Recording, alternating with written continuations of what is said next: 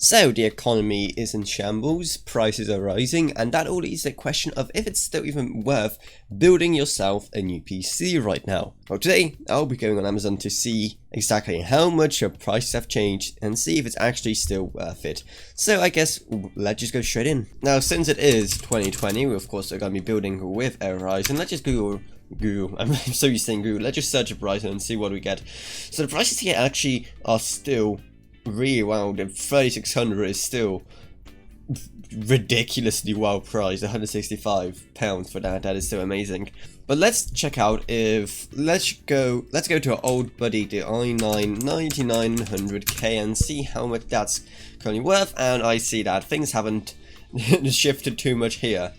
Oh well. Here's a perfect comparison. So here you get 12 cores, 24 threads, and performance just a tiny bit worse in gaming, but in pretty much everything else, amazingly better performance. This is £420.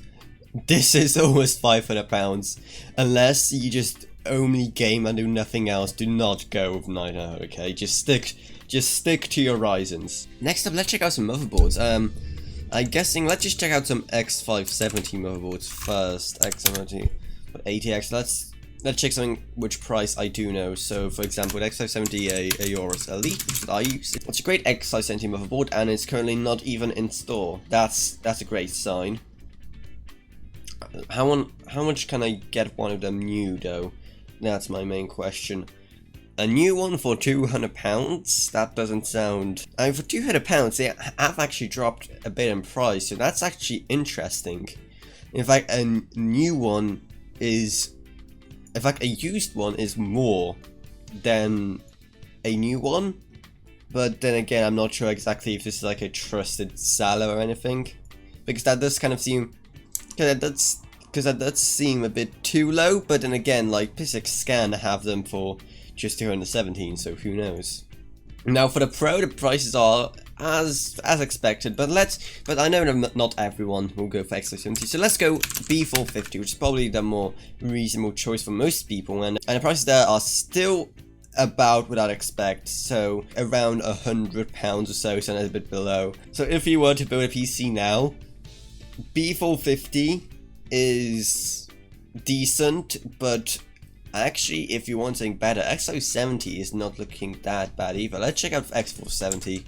Let's see how well X470 is managing. And apparently you can now get X470 for the same price as X570, so that's interesting. You can get a X470 for the same price as a B450, and many of them are out of stock.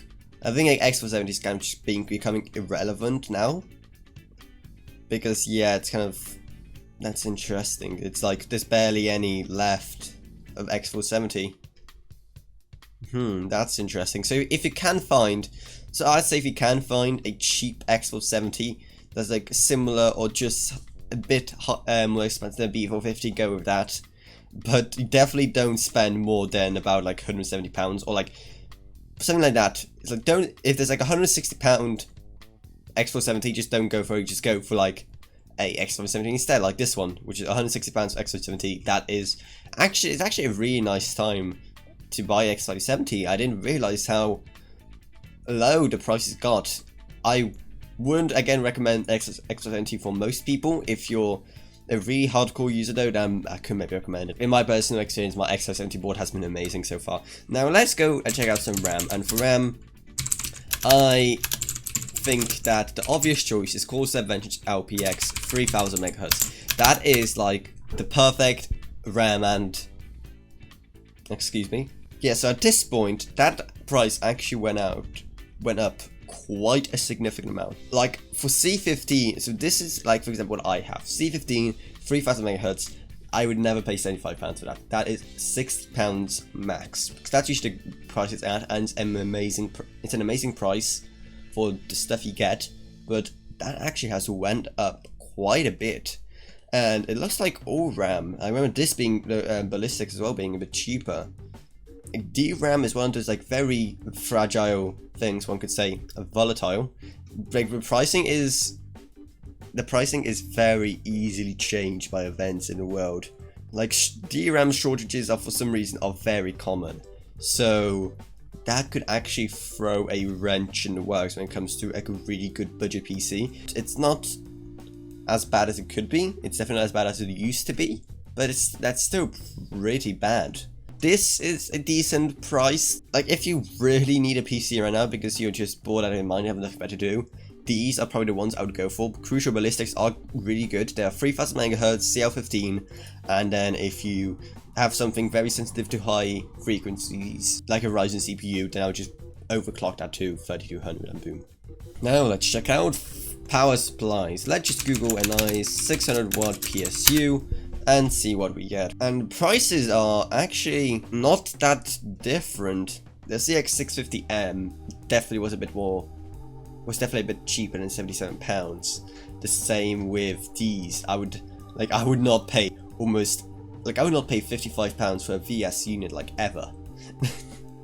Because like the VSs are the Corsair like lowest tier PSUs, so at that point you definitely be better off something like a Be Quiet or like a Corsair CX series. And just after taking a look at some of the graphics cards, I mean, the prices are surprisingly low for the economic situation the world's finding itself in right now, so that's actually rather interesting and surprising. So for now, I would say it is still worth it to probably build a PC right now.